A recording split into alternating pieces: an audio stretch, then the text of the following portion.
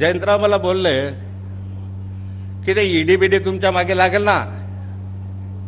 मी म्हटलं त्यांनी ईडी लावली तर मी सीडी लावेल.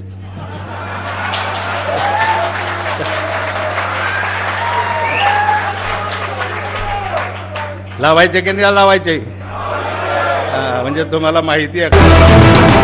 नमस्कार, आपण पाहत आहात द अर्बन बिट्स. राज्यात सध्या माजी महसूल मंत्री आणि सध्या राष्ट्रवादी काँग्रेसचे ज्येष्ठ नेते एकनाथ खडसे यांच्या जावयाला सक्तवसुली संचालनालयाने अटक केल्याची बातमी आहे. आपण नेमकं या संदर्भात जाणून घेऊयात उद्योजक हेमंत गवंडे यांच्याकडून, कारण भोसरी येथील जमीन गैरव्यवहार प्रकरणाची जी तक्रार गवंडे यांनी दाखल केली आणि त्यानंतर एक नवीनच तपास यंत्रणा वगैरे ह्या सगळ्या कामाला लागल्या. आपण नेमकं हे प्रकरण आहे काय हे प्रत्यक्ष गवंडे यांच्याकडूनच जाणून घेऊयात. नमस्कार गवंडेजी, अर्बन बिट्स मध्ये आपलं स्वागत आहे. नेमकं हे प्रकरण आहे काय हे थोडंसं सांगा आम्हाला. बेसिकली जेव्हा एकनाथजी खडसे हे महसूल मंत्री होते तेव्हा ही MIDCच्या ताब्यातील जमीन त्याचा भूसंपादनाचा मोबदला मिळण्यासाठी त्यांनी विकत घेतली. ती विकत घेताना ते स्वतः महसूल मंत्री असताना त्या जमिनीचा मोबदला द्यावा असं त्यांनी मार्गदर्शन व्यवस्थापनाला केलं आणि ती जमिनीची संपादनाची प्रक्रिया पूर्ण सुरू होऊन त्याचा मोबदला मिळावा अशा दिशेने त्याची वाटचाल सुरू झाली आणि तेव्हाच ती जमीन मोबदला मिळावा म्हणून खरेदी झाली. तर याच्यामध्ये जो महाराष्ट्राच्या जनतेने त्यांच्यावरती विश्वास ठेवला होता त्या विश्वासाला तडा घेतला म्हणून त्याच्यावरती ब्रिज ऑफ ट्रस्ट हा ॲक्ट लागू झाला. त्यानंतर त्यांनी स्वतःची ताकद वापरून प्रशासनाला आदेश दिले की याची संपादनाची प्रक्रिया लवकरात लवकर करावी. त्यामुळे मिसयूज ऑफ पॉवर ॲक्ट झाला आणि ह्या संपूर्ण ह्याच्यामध्ये मोठा व्यवहार होता आणि खूप पैशाची देवाणघेवाण याच्यामध्ये झाली.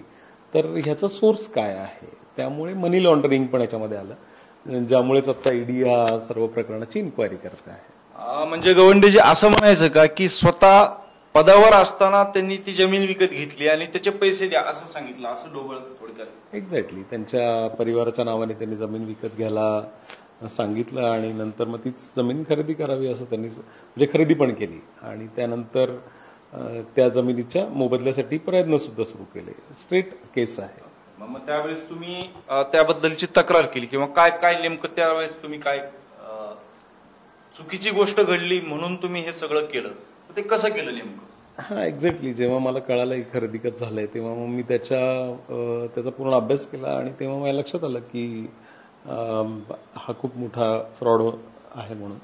आणि म्हणून मग मी याची पोलीस कंप्लेंट केली. पोलीस कंप्लेंट झाली नाही त्यावेळेस, कारण ते स्वतः महसूल मंत्री होते. मग हायकोर्टाने डायरेक्ट केलं आणि मग तिची पोलीस कंप्लेंट झाली आणि नंतर मग SCBने इन्क्वायरी केली. SCB नंतर आता ईडीकडे ती इन्क्वायरी केली आणि ईडी आता इन्क्वायरी करता येते आणि ते आता अजून निर्णयापर्यंत मला नाही वाटत पोहोचलेत म्हणून ते, पण इन्क्वायरी चालू आहे. पण मग हे सगळं घडल्यानंतर तुमची एक नैसर्गिक प्रतिक्रिया काय नेमकं? म्हणजे आता अरेस्ट झाल्यानंतर म्हणताय तुम्ही?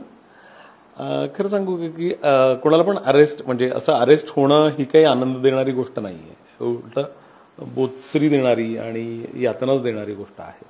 पण एखाद्या चुकीचा ॲक्ट केला असेल किंवा चुकीच्या ॲक्ट ज्यांनी गुन्हा केला त्या गुन्ह्यामध्ये तुम्ही सहभागी प्रत्यक्ष अप्रत्यक्ष सहभागी झाला असाल तर सामोरं जाणं हे क्रमप्राप्त आहे, त्याला कोणी थांबवू नाही शकत. त्यामुळे जी काही अरेस्ट झाली आणि त्याच्यावरती आता जी काही इन्क्वायरी चालू आहे त्याला सामोरं जावंच लागणार असं दिसतंय.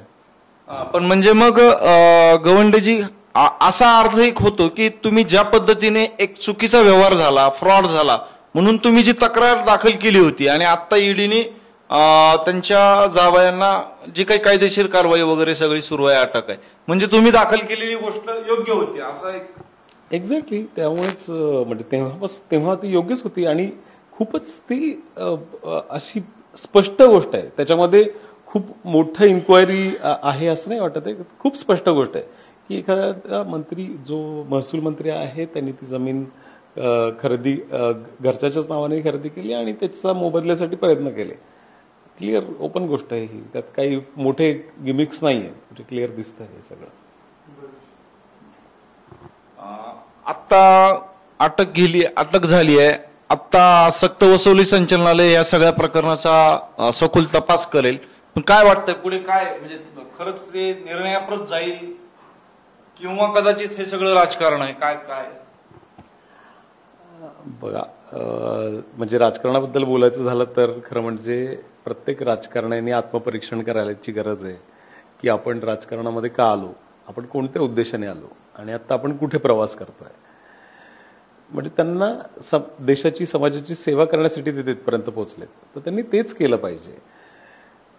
ते सोडून कधी कधी राजकारणासाठी पैसे लागतात म्हणून पैसे कमवतात आणि नंतर फक्त पैसेच कमवतात. राजकारण म्हणजे लोकांची सेवा वगैरे काही राहतच नाही. तर हा जो प्रवास चाललाय तो चुकीच्या मार्गानेच आहे. त्यामुळे भान ठेवून काम करायला पाहिजे. सत्ता तर ह्याची कुठली ना कुठली सत्ता एकदा वर येणारच आहे आणि त्यातून ह्या अशा गोष्टी होणारच आहेत.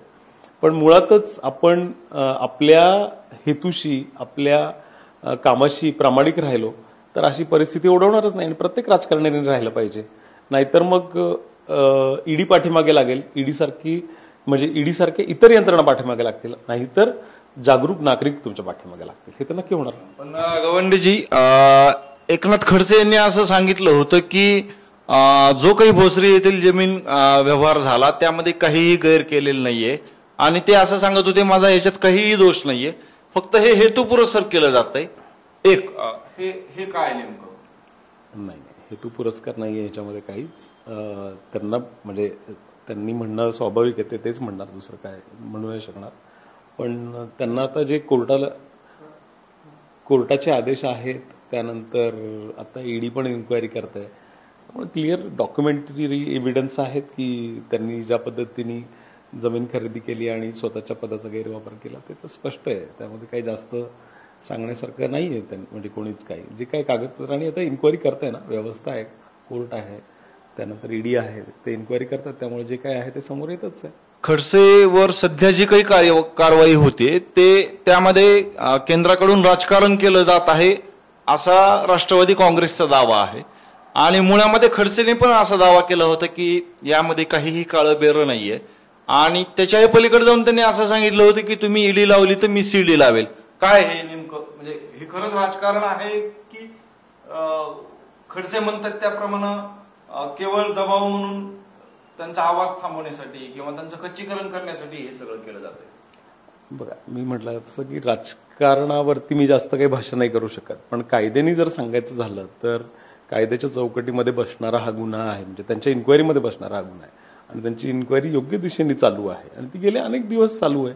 त्यामुळे ईडीची पण इन्क्वायरी योग्य दिशेने चालू आहे आणि राजकारणी कुठल्याही पक्षाचा असू देत, त्यांनी जर अशा प्रमाणे जर चूक केली तर त्याला अशा इन्क्वायरींना सामोरं जावंच लागणार. तो कुठल्याही पक्षाचा असू दे, त्याला काही सुट्टी नाही मिळणार नक्कीच. एक्झॅक्टली. आणि जर आपण असं म्हणजे राजकारणाच्या बाबतीत म्हणायचं झालं तर जेव्हा त्यांच्यावरती गुन्हा दाखल झाला तेव्हा ते भाजप या पक्षाचे होते आणि आता ते राष्ट्रवादीच्या पक्षाचे आहेत. मला वाटतं कायद्यासमोर राजकारणी आणि कोणता पक्ष आहे हा मोठा नसतो. कायदाच असतो आणि कायद्याच्या प्रमाणे याची इन्क्वायरी चालू आहे आणि ती पुढे होतेच आहे. त्यामुळे ही इन्क्वायरी पूर्णपणे राजकीय असं म्हणता येणार नाही, कारण ही इन्क्वायरी 5 वर्ष चालू आहे, जेव्हा बीजेपीचं पण राज्य होतं महाराष्ट्रामध्ये आणि आता 3 पक्षांचं पण राज्य आहे. त्यामुळे ती इन्क्वायरी चालूच आहे आणि ती कायद्याच्या प्रक्रियेतून चालू आहे. कायद्याच्या प्रक्रियेने चालू आहे, कोर्टाच्या आदेशांनी चालू आहे आणि ती शेवटपर्यंत जाणार, कारण सगळे एव्हिडन्स समोर आहेत, त्याच्याच पद्धतीने ती जाणार समोर. त्यामुळे याच्यात राजकारणाचा जरी वरवर दिसत असला तरी राजकारणाचा प्रभाव नाही आहे. हा संपूर्णपणे कायदेशीर बाब आहे. तर हे होते हेमंत गवंडे, ज्यांनी एकनाथ खडसे महसूल मंत्री असताना त्यांनी केलेल्या जमीन खरेदी प्रकरणातले ल्यूफोल्स, त्रुटी किंवा नियमभंग शोधून काढला आणि तक्रार दाखल केली. आणि आज जेव्हा सक्तवसुली संचालनालय म्हणजे ईडी या सगळ्या प्रकरणाचा तपास करतंय, त्या संदर्भात काही कारवाया करतायत, तर या सगळ्या कारवायाच्या पार्श्वभूमीवर गवंडे यांचं म्हणणं असं आहे की राजकीय पक्ष, राजकारण, हेवेदावे हे सगळं बाजूला सारून जेव्हा गैरव्यवहार होतो तेव्हा कायदेशीर यंत्रणा त्याचा तटस्थपणाने तपास करतच असतात आणि या सगळ्या प्रकरणाचा तपास तटस्थपणाने होईल आणि योग्य ती कारवाई होईल अशी अपेक्षा गवंडे यांनी व्यक्त केली। या सगळ्या प्रकरणाबद्दल आपल्याला काय वाटतं, हे राजकारण आहे की गैरव्यवहार झाला आहे म्हणून तपास यंत्रणा आपापलं काम करत आहेत? याबाबतच्या आपल्या प्रतिक्रिया द अर्बन बीट्सच्या कमेंट बॉक्समध्ये नक्की लिहा। द अर्बन बीट्स पहा, लाईक करा, सबस्क्राईब करा, शेअर करा।